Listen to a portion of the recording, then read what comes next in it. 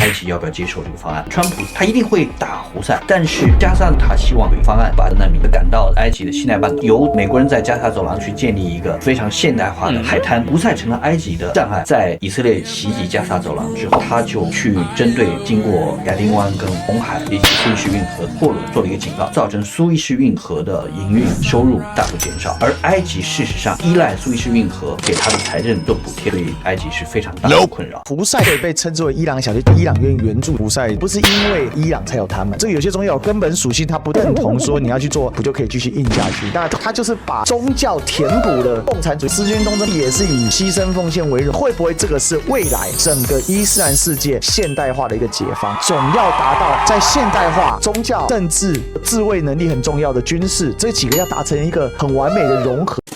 Ladies and gentlemen, welcome the host. 我们过去台湾内部很少去关注到的，在也门叛乱武装叫做胡塞武装。胡塞武装宣布，他作为以色列跟巴勒斯坦停火协议的监察人，如果以色列违反的话，他就会发起新一轮对以色列的封锁。也门这个地方在红海的出海口，把所有以色列或者是往以色列的商船通通炸了个遍，甚至包含连美国的军舰他也会炸。那这个就引动了川普的激烈的报复，并且把所有的罪过算在一般认为说胡塞武装背后的伊朗的身上。胡塞集团呢，它的厉害的地方在于美国已经在他支持下的联军跟他打过好几次，但怎么样都消灭不了，而且他越打越壮大。最厉害的地方是整个中东，甚至包含了真主党都已经之前一段时间因为领袖纳斯鲁拉都被以色列做定点清除暗杀掉了，所以基本上都进入了半瘫痪状态，都没有那么的刚直接对以色列，但是他始终非常的强硬。胡塞有一个特色，他们很喜欢上街大型造势，好几十万人把也门现在的首都给包得严严实实，全部一起呼喊口号。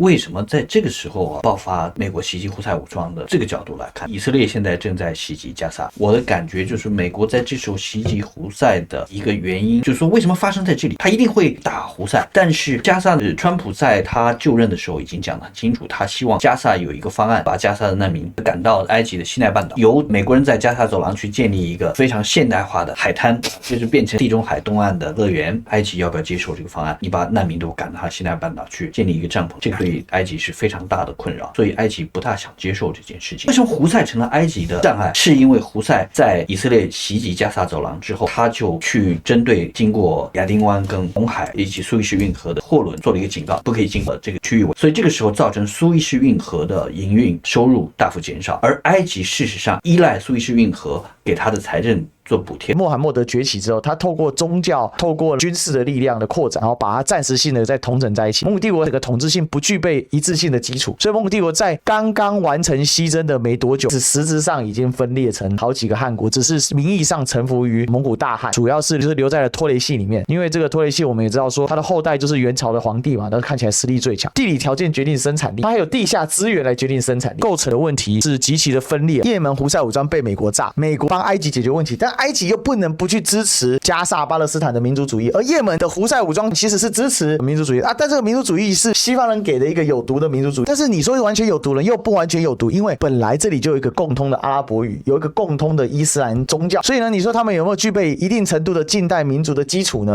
有没有共通的民族的生活条件呢？有，这些其实都是伊朗的小弟，没有伊朗他们就倒了。可是在我现在看起来似乎并不是如此。这个迹象其实它背后有一个逻辑，就是我们同样先是从中国的例子讲起。中国转变成为民族国家，它的动能其实还没有日本还有韩国强。它背后就转变成民族国家经历过非常重要的一个历程，就是近代中国发生的若干起革命。这个革命是让中国从传统的这种天下秩序转变成为民族国家的重要推力，因为革命动员了基层的民众，这个使得全民具有了共同意志。可是我们看到中东这些国家，阿拉伯的、伊斯兰的，乃至于包含伊朗，他们没有发生过非常全面的而深刻的革命，于是他们发生的是一些零星的替代性的革命。他们的这个民众体认到，他们需要透过革命来达成一个伊斯兰现代化、阿拉伯现代化，或者是阿拉伯民族成为一个坚强有力的民族这样一个目标。我们没有发现它有一个整体的大规模的运动，他们只能以零星的方式来进行。1970年代以来，给它插进了结构性的缺陷，但是他们是想透过所谓有理想青年的投入来去改改变阿拉伯世界被变成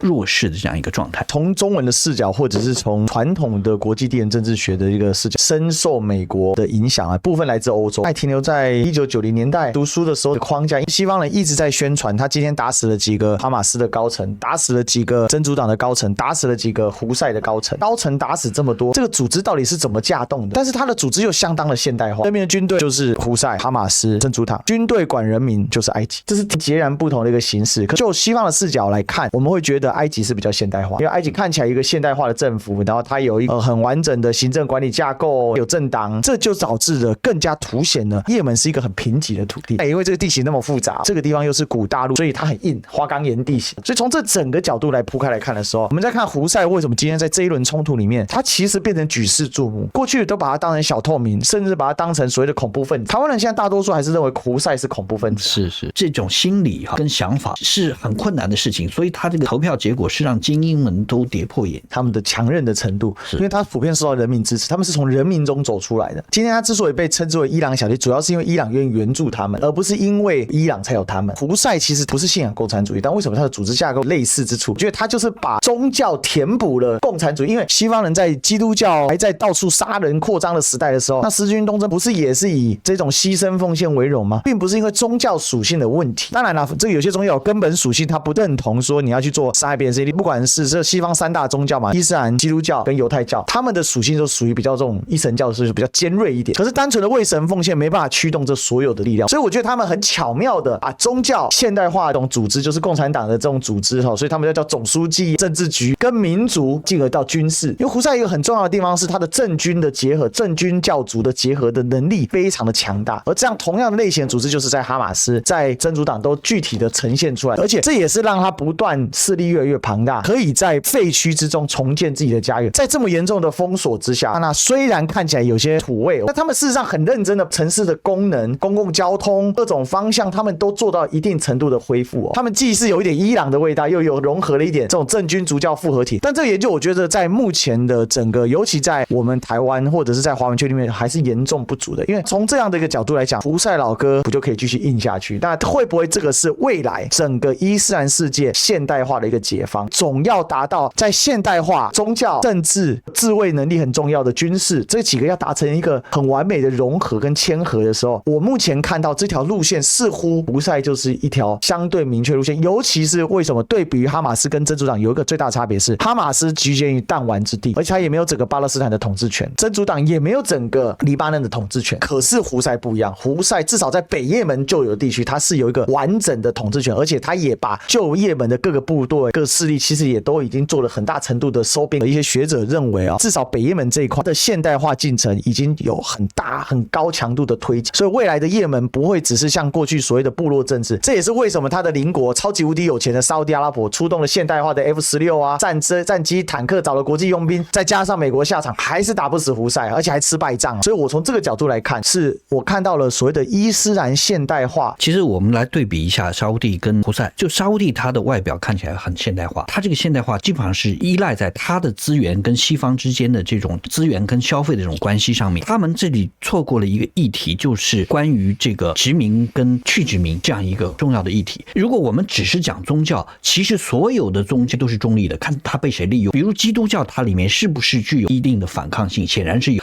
可是基督教呢，它跟资本主义结合之后，就这个新教它可能有时候变成一种所谓赚钱的伦理，它也可能会变成某种十字军东征，那就变成具有侵略性了，也可能是很和平。同伊斯兰教也是一样，假如他是中产阶级，他生活很平稳，他有这个虔诚的伊斯兰信仰，伊斯兰信仰成为他生活当中安定自己心灵的一个成分，不会对于这个重大的政治议题、阶级议题构成挑战。今天呢，这个不管是胡塞、真主党还是哈马斯，他们所想的这个伊斯兰其实是一种反抗压迫的武器。就这一点，您刚刚提到它是不是共产主义，但是它跟共产主义的产生的背景很像。共产主义它是基于一种反动机而发生的意识形态体系，跟现在像青年运动胡塞所产的伊斯兰信仰，它本身它是一个反抗武器。这种反抗武器呢，就是让它确定了一个目标，就是联合整个的阿拉伯世界、伊斯兰世界来反抗一个以西方主导的、西方压迫的这样一个秩序。它等于为一个伊斯兰世界的现代化，它找到了一个可行的方向。不然，它像沙烏地或者甚至原来的南也门，它都是一种人造的这个根基不稳的现代化。胡塞在这里，它提供了一个也许深度的可能性。尽管这些人现在穿的看起来是很不现代化，打扮很不现代化，没钱啊是，可是呢，它就包含了一个所谓现代化的深度。